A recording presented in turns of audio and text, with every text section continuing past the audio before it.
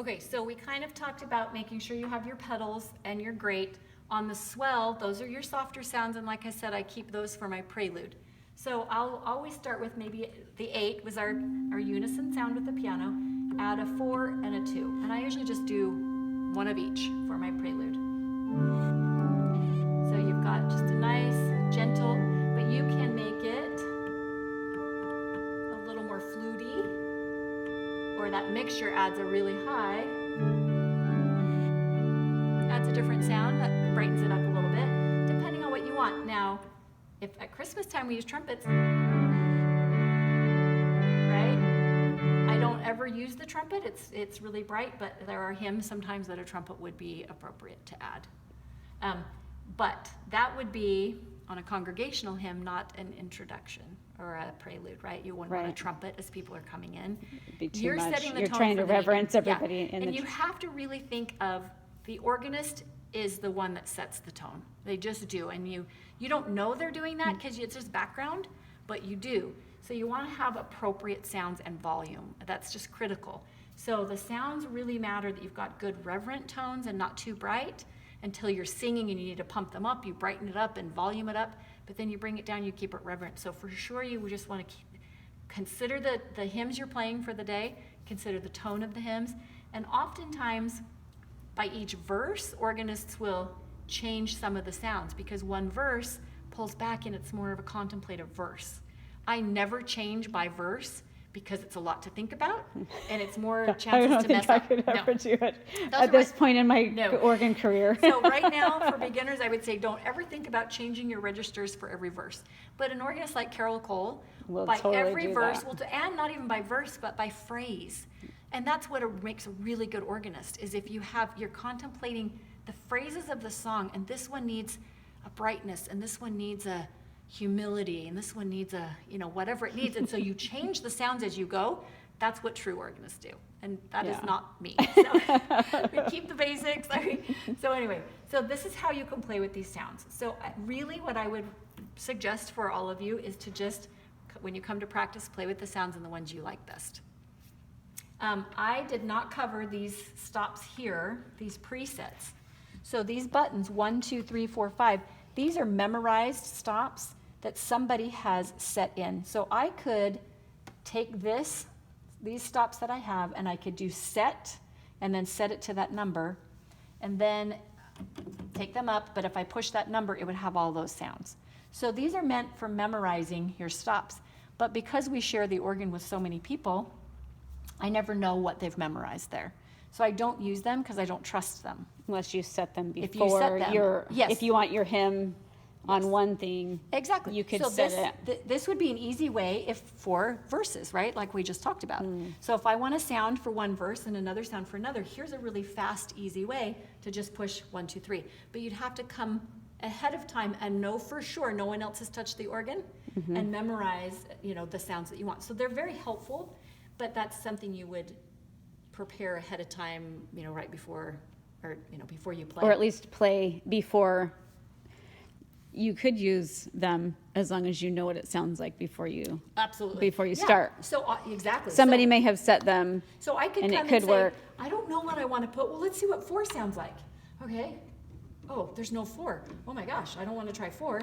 Okay, let's try 3. Oh, I like the sound of 3. Maybe I'll just use it today, right? And you don't have to set anything. So you could come and say, what have people set? But from week to week, those can change. You They just don't know change. who's been at the organ. If it's your organ, you would know, but they're not. We're not our We share organs. these organs. So those are just to memorize, and then you would hit cancel. If you come in, and let me really point this out, this is a big deal.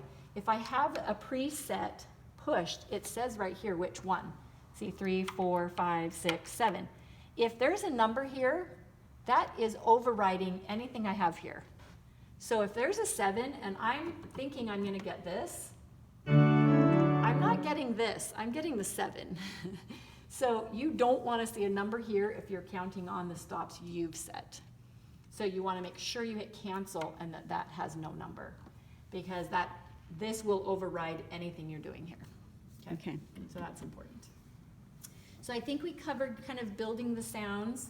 Gosh, we're almost there. What else do I want to say? appropriate registrations, volume. Don't overpower the singers, but also have it loud enough so people will sing. You've all sat there when the organ's too quiet or too loud. It's hard to tell when you're sitting here, and you know that. It's You hard almost to need tell. somebody in the audience You do. to say You do. up or And- down. And today, I didn't realize it. I realized it like halfway through the song. It was really quiet. I can't remember which hymn I played, and I'm like, I think this is didn't too notice quiet. it, but So you got to kind of gauge your audience, and you ask someone later, how was the volume Was of the it organ? too loud? Was it too small? I ask my family members a lot, how was the organ volume? Truthfully, nobody ever notices. And They they always really say, don't, I don't yeah. know, I didn't notice. yeah, We overthink and we overjudge ourselves, and nobody notices, right? including when we mess up for the most part. Exactly, exactly. One thing, okay, the last thing probably I want to cover is the organ touch and the organ breath. So the way that you play an organ is not the way that you play a piano, because the piano has a sustain pedal, right? So you play the sounds and you depress the pedal and it holds those sounds, right? It carries them out. The organ is very choppy. So if I'm playing this song like I would a piano, but I'm using the pedal on the piano to carry these sounds, it's carrying them out, but on the organ there's nothing holding them out. So you have to hold the keys down longer. So you're gonna notice what I'm doing. I'm going from key to key. Look, I'm still holding down the lower notes, because you have to sustain them by holding the keys instead of having a pedal. So the way you would do this is you practice at the piano at home without the sustain pedal and listen how choppy it sounds. Make sure it's not choppy, that you're not doing, right? That's too choppy. So you're gonna hold them down and practice this at home. It's hard on a piano to practice, but hold those notes down so they're sustaining. That is the key. Now, the organ breath is when you lift, because you also don't want it to be mushy the whole way through and never breathe. So a lot of times you look at the phrases in the song and you would lift everything off and give it a breath at the end of a phrase or at the end of a couple of phrases. It's really up to the organist. You don't want it to be too breathy where you're taking all these choppy stops. You want to have that sustain going, but it's a good rule of thumb to have them breathe according to the text that you're playing with. So you look at the song and you have, now let us rejoice. Going to be nice and smooth. There's a period after salvation there. You could breathe. It's almost like you would breathe as a singer. And so you got to remember that organ breath. Sometimes if the note is sustained for too long, you want to give it a break, because then you just stop hearing it because you're just sustaining it for too long. So it really is up to your interpretation as an organist, but you don't want to sustain it for too long where it's like you feel like it needs to breathe, or you don't want it to stop too many times and have it be too choppy. So that's just kind of your organ touch and your organ breath. And then the tempo, you always want to keep the tempo up. You have to follow the conductor, and they're supposed to set the tempo, but sometimes with these younger kids, they don't know they're setting the tempo, so they're following you, and it begins to drag, and then the congregation is like, you know, when you've sat through an organist that's just dragging slow, and it's torture, and then you lose the whole feeling of the song, because everyone's like, Just get it through over this, with. right? The opposite can happen when you're going too fast, and you're just racing through, and everyone's like, we can't keep up with the organist, right? So tempo is very important. But more often than not, you'll play too slow. The congregation will always drag you back, bring your tempo down, so you cannot listen to the singers. They will always pull you down. You have to keep your tempo. When you start the introduction, you set the tempo. So practice at home with a metronome according to the numbers on the hymn, and always use the higher number. Go with the higher, faster number, because it will always be dragged back by the singers and your chorister. So just get used to practicing at the higher tempo to keep the hymn moving. That's just the recommendation. A lot of times they even do, and I do too, higher than the recommended tempo on the song, just to keep it up Keep there. it going. But don't ever set for the congregation at the lower one. It's just Because it'll gonna end up drag. being even lower. Yeah, and for prelude, for sure. I do them at very slow for preludes. Yeah. You know, they should be slow, contemplative, and not moving and making everyone anxious when they come in, you know? So, Yeah. so But when temp- everybody's singing yeah, Push it along. Push it along. And when you play the introduction, don't retard right before you start, because now it's going to bring them down. So you're playing the introduction at the tempo that you want, but you know, if you try to retard, like, okay, now we're going to start, now they're going to start in a slower tempo. So quick tempo introduction, go right in. You can retard at the end of the song of the last verse. Retard knowing, okay, we're coming to the end of the song, you bring it down, and now you slow it down and the song's over. Other than that, you want to keep the tempo up, because if you start to bring it back, they will keep bringing you back. So tempo is a tricky thing. The better your conductor is, the easier it is. If they can stay on tempo and you follow them, your job is made. But you don't always have a conductor that knows how to keep the tempo steady. Yeah. So the organist, they kind of follow you, and if you slide back, they're following you, and you're going, how do I get it back? So Good tip. anyway, so any other questions? I think I've covered the things, the basics. Looking around, oh, this is the light button here on the side that gives you the light to hear. I never use it in the daytime. See, if I hold it down, it should come back on. It's finicky.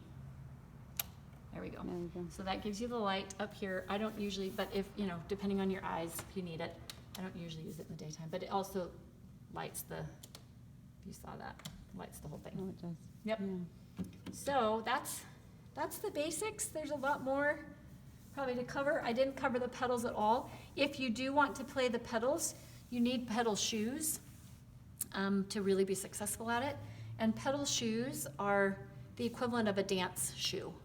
They have like a, what is that, a 1/2 inch to 3/4 inch heel, or 1.5? I'm not sure. It's a dance shoe. It's like a dancer's shoe. Oh, And- like okay, yeah. well, what are those Probably called? like character shoes. Character shoes, yes, exactly. That's a good style of organ shoe. So you've got a little leather bottom, but it's not, it can slide across the keys, and you've got an arch so you can go over and around things, you know, to get, because when you play the pedal, and my shoes are terrible, so I'll use a bare foot. When you play a pedal, you would do toe, heel, heel, toe, sorry. The black keys are your toes, and then the white keys are your heel, and you just kind of work your way like that. And you, I mean, you can feel, so you can do it with bare feet or stocking feet, but you will stick and not be able to slide as easily, so socks would be okay. But really, if you're gonna do it right, you're gonna have shoes that are like a character shoe. And for a man, a church shoe that has, you know, a 1/2 inch heel on it, that has a little bit of slipperiness to it, that has that little arch and heel. So, but pedals are a whole other thing. You can practice them on your own. Pedals are supposed to be played with the lowest note in the bass clef. So you would hold out, this is a D down here. So you would hold that D while you're, that's too low. So here's our, oh, I don't even have any sounds going here. So here we go.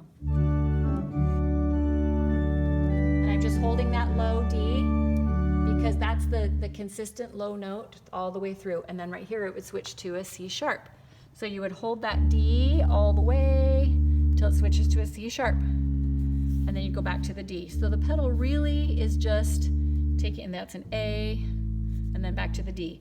So the pedals really just play the lowest bass clef note. So if you ever want to practice, come over on your own, you can practice the pedal. But again, the bass coupler does the exact same thing. That lowest note in your bass clef, it's adding all those pedal sounds to that. So it does it for you. It's the best cheat Much ever. easier. It's much We're easier. grateful our organ We're has a very bass great- yes. coupler. And I think one of the 17th Street building doesn't have a bass coupler, I don't believe. And I don't know if the Stake Center does, I don't remember. And so that's a bummer, because then you can't cheat like that. And so you have to try to add some more low notes to your manuals, and yours as well. you just try to make up for it. So any other things you think we didn't cover? I think you did great. This is awesome. Thank you, Michelle. Good luck, you guys can do it.